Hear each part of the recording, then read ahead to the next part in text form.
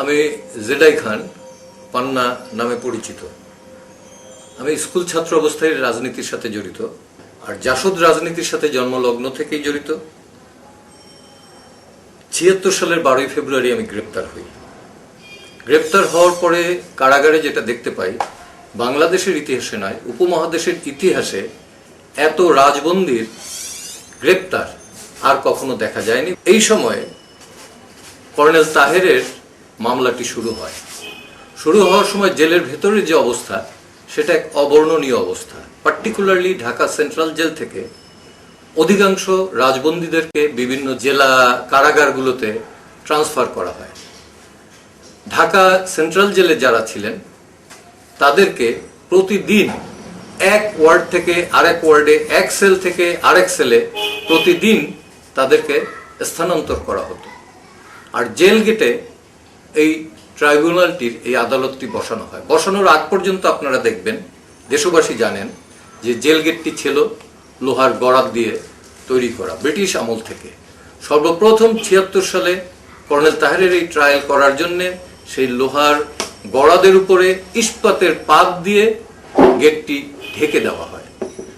সেই অন্ধকারময় প্রকোষ্ঠে কর্নেল তাহেরের প্রহসনমূলক এই বিচারটি শুরু হয়। বিচারের সময় আরো একটি বিষয় ছিল, তখন কারাগারের অভ্যন্তরে বন্দীদের যারা পাহারা দিত, দেখা গেল সমস্ত জেল কোড অমান্য করে এখানে পাহারা দিত সশস্ত্র বাহিনীর লোক। ঢাকা সেন্ট্রাল জেলের ভেতরে তাঁবু খাটিয়ে মেশিন গান বসানো হলো। সেই মেশিন গানের ব্যারেল থাকতো জেলের ভেতরে বন্দীদের উদ্দেশ্যে। জেলখানার ভেতরে যারা পাহারা দিত, সেই অস্ত্রধারী বহিরাগত পাহারাদার, তারা বন্দীদের সাথে উর্দুতে কথা বলতো। এমনি এক অবস্থায় শুরু হয়েছে কর্নেল তাহেরের মামলা। কর্নেল তাহেরের মামলার একটি অভিযোগ, আমরা যেটা জানি, একজন আইনজীবী হিসেবে আমি যেটা বুঝি, সেটা একটা অভিযোগ দায়ের করতে হলে পরে সর্বপ্রথম একটি থানায় দায়ের করতে হয়। আমি জানি না কর্নেল তাহেরের বিরুদ্ধে যে মামলা, তার অভিযোগ কোন থানায় দায়ের করা হয়েছে। আজকে পর্যন্ত তার নথিপত্র, কোনো থানায় কোনো ডকুমেন্ট আমরা খুঁজে পাইনি। তাহলে এটি দায়ের করা হলো কোথায়? দ্বিতীয়ত, এই মামলার তদন্ত কার্য কে পরিচালনা করেছে? আমরা তদন্তকারী অফিসারের নাম আজকে পর্যন্ত জানি না।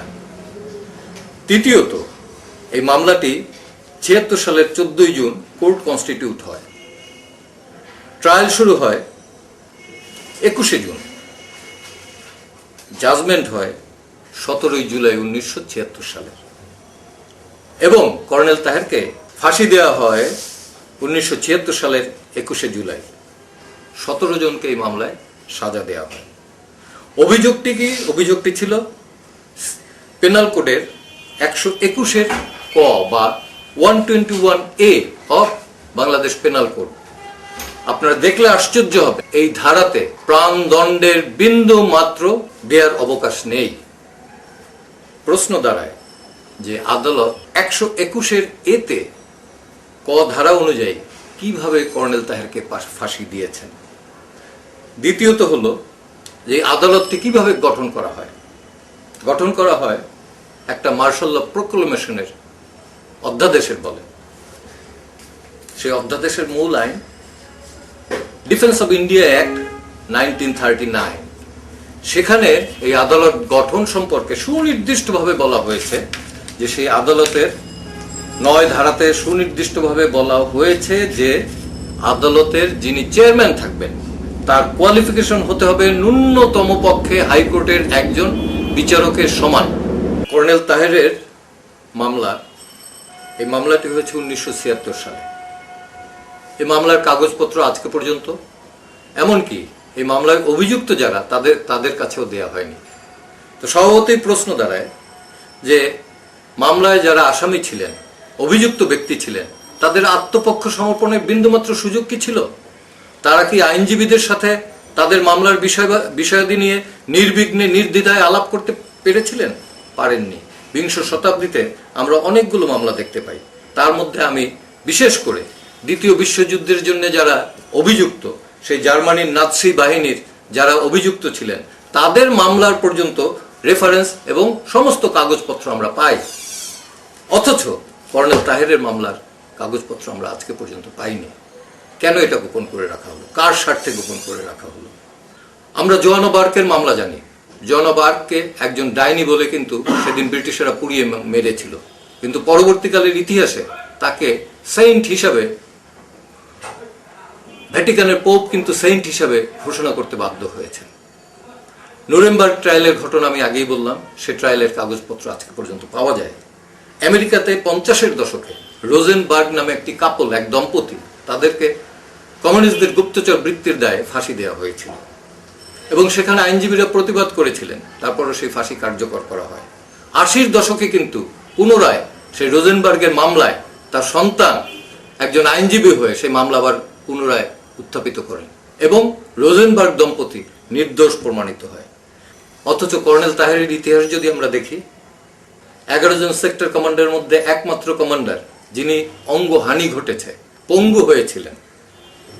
11 জন সেক্টর কমান্ডারের মধ্যে অদম্য একমাত্র কমান্ডার যিনি এদেশের সাধারণ মানুষের মুক্তি চেয়েছিলেন। 11 জন সেক্টর কমান্ডারের মধ্যে একমাত্র সেক্টর কমান্ডার যিনি এদেশের সেনাবাহিনীকে ব্রিটিশের শাসিত এবং ব্রিটিশের প্রকল্পিত সেনাবাহিনী হিসেবে নয়, একটি গণমুখী সেনাবাহিনী হিসেবে গড়তে চেয়েছিলেন। এবং কর্নেল তাহেরের অপরাধ এটি, অন্য কিছু নয়। যেখানে বিচার কার্য চলেছে, সে বিচার কার্যের কয়েকটি বিষয় আমি তুলে ধরব। একটি হলো আইনজীবীদের সে বিচার কার্য চলার সময় বিচার কার্য সম্পর্কে গোপনীয়তা রক্ষা করার শপথ নেওয়ানো হয়। আদালতের আদৌ এই এখতিয়ারটি আছে কিনা? আইনজীবীরা শুধু বাংলাদেশের আইনজীবী হিসাবে নয়, সারা বিশ্বে কিন্তু এটা বলা হয়